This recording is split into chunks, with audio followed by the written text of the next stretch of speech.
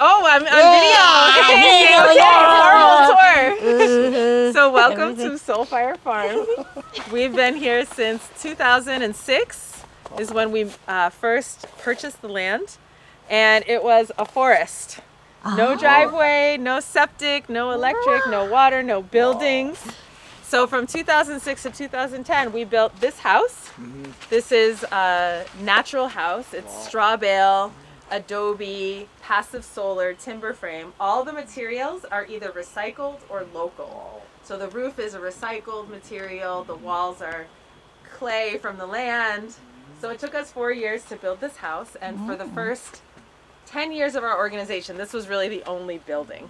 So we live there, our family, and then all the staff live there, and then all the learners who come to the farm would come inside, and we cooked, and we did everything in this house. So we'll look at some of the other buildings, but know that this was the mainstay. And then also the soil here was very bad when we first got here because we purchased the land from a logger who cuts down trees. So there was a lot of erosion and damaged trees and, just mess.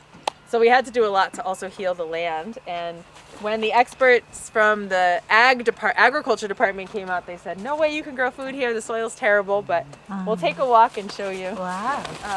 Obviously it's winter, so you can't really see things like growing, but...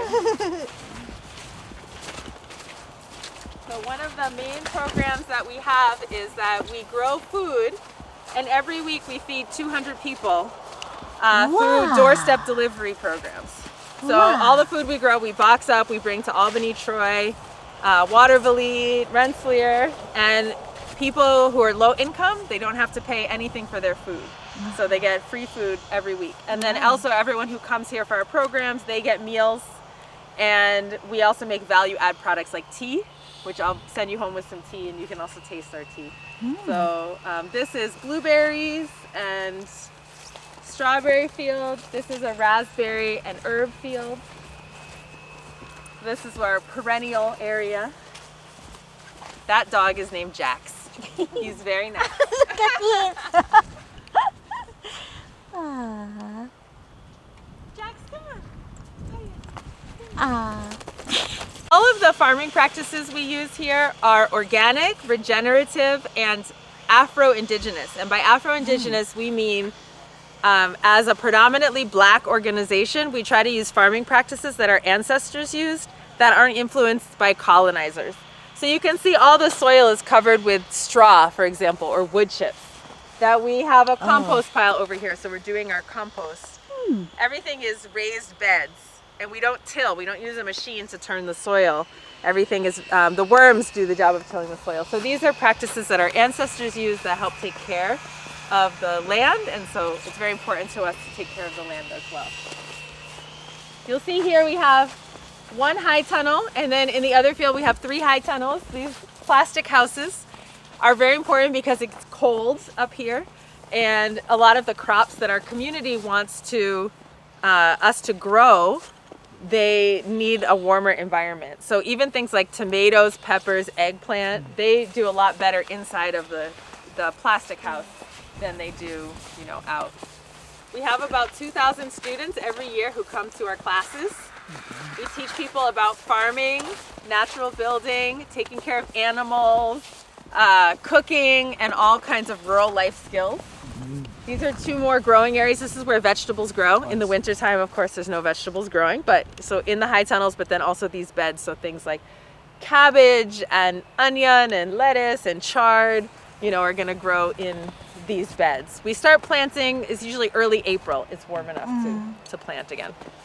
So April to October? April to November. November? Yeah, April to November.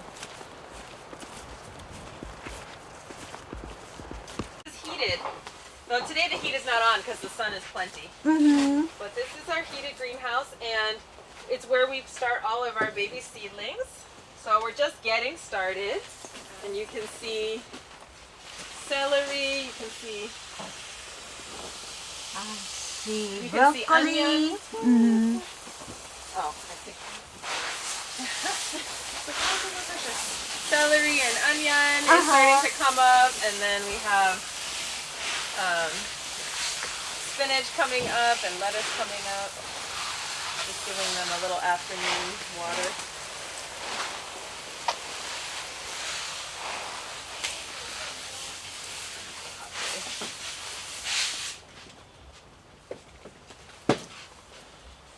How many times a day do you water them? Usually just once this time of year, but it's really hot and sunny, so twice today. And then on the most they would get is 3 times, like if it's just super Very hot. very hot. But we check them, we'll Yeah. just check and see if they're drying out. But that's nice. Let's finish germinating quick. And very quickly, we ran out of space in our house, and so bit by bit, we've been building more buildings. So if you come this way, I'll show you some of the different buildings. Built. It's our barn, and there's an apartment above, so one of our staff people lives in the apartment. But inside our barn, so the barn is where if you come on this side, we're moving. But this is like where all of our seeds and supplies and tools and everything, and then also when we pack the food into box, there's a walk-in cooler, so all the food comes in the field, put in the cooler, we pack it into boxes. This was our temporary kitchen, but we are moving into our new kitchen, so that's why it's all boxed up and everything. That's our barn. Oh, yeah. Cat. Oh yeah, that's our cat. That's Abe.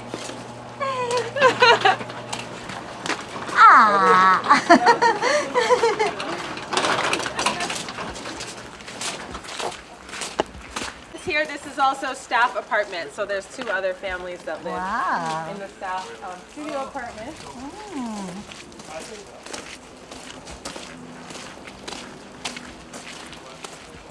How many staffs do you have? On site, usually 9, but total 18. And this here is the wood shop.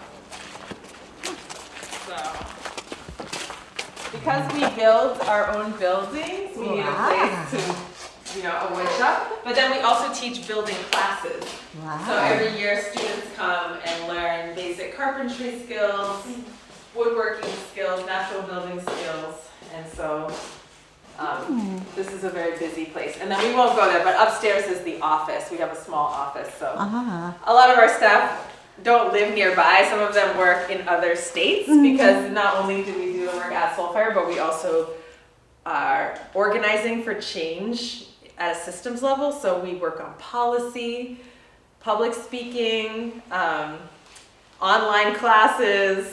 So we have our online classes reach about 100,000 people a year. So we have a lot of staff that aren't hands-on. They're more like computer work, so we have one person who lives in Michigan, actually 2 in Michigan, one who lives in Maryland. But when they come here, if we have a meeting, we use upstairs or the people on site. I like to work in my house. Personally, but a lot of people like to collaborate. So this is the wood shop. And then I'll show you one more area. Another one. Hello. You like that?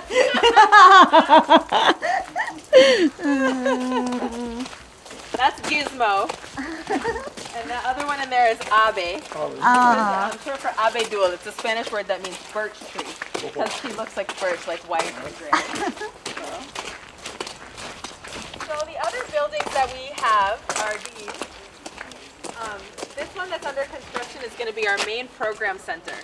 So kitchen, dining room, library, children's playroom, teen music room, and all the storage, like basement. Because right now everything is like piled in different places. So this is like a huge project, and it will be done probably next month, and we'll have a grand opening in June when we have our solstice party.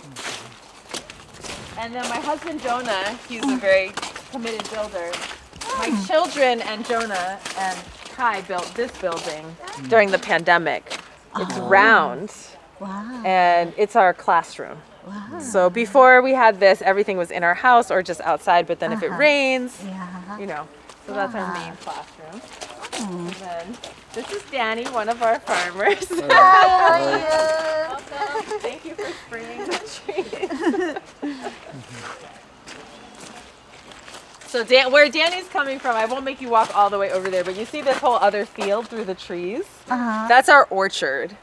So there's baby apple trees and peach trees, 110 trees on the other side. And then we have goats and chickens that are coming in a couple weeks. In the wintertime, they stay at another farm and then they come back. And they graze in between the apple trees. It's like integrated system. So the goats and chickens fertilize the trees, and but we don't have a great barn for them in the winter, so they stay at another farm. And then every April they come and they stay until November. Wow. So the trees need an oil spray in the spring to prevent the pests from emerging and eating the trees. So Danny was just spraying them with mineral oil. So yeah, over there we have our high tunnels and our orchard. So that field is about 4 acres, and this field is about 2.5 acres. So that's what we grow. And then the last thing I'll show you is our mushrooms.